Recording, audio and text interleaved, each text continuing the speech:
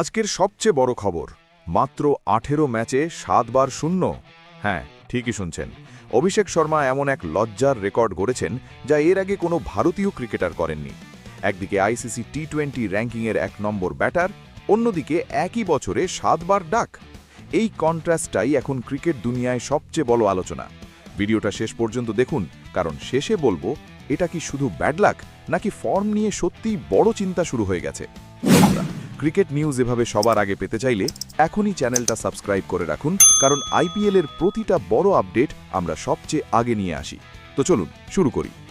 পঞ্জাব কিংসের বিরুদ্ধে ৭৪ রানের দুর্দান্ত ইনিংস খেলার পর অনেকেই ভেবেছিলেন অভিষেক শর্মা অবশেষে নিজের রিদম ফিরে পেয়েছেন। ফ্যান্সদের মনে আশা তৈরি হয়েছিল যে এবার হয়তো বড় ইনিংসের ধারাবাহিকতা দেখা যাবে। কিন্তু সেই আশাতেই বড় ধাক্কা। পরের ম্যাচেই আবার ০ রানে প্যাভিলিয়নে ফিরে গেলেন তিনি।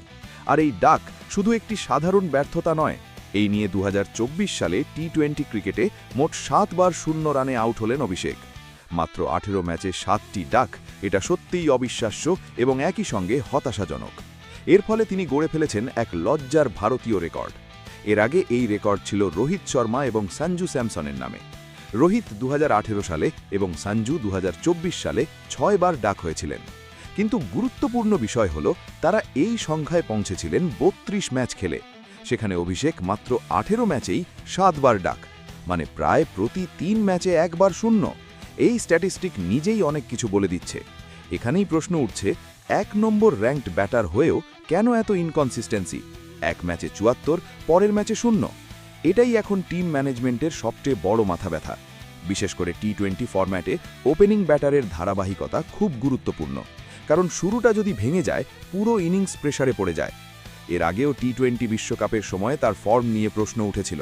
সেই টুর্নামেন্টেও একাধিক ম্যাচে তিনি স্ট্রাগল করেছিলেন, যদিও শেষ পর্যন্ত ফাইনালে কামব্যাক করে সমালোচকদের জবাব দিয়েছিলেন।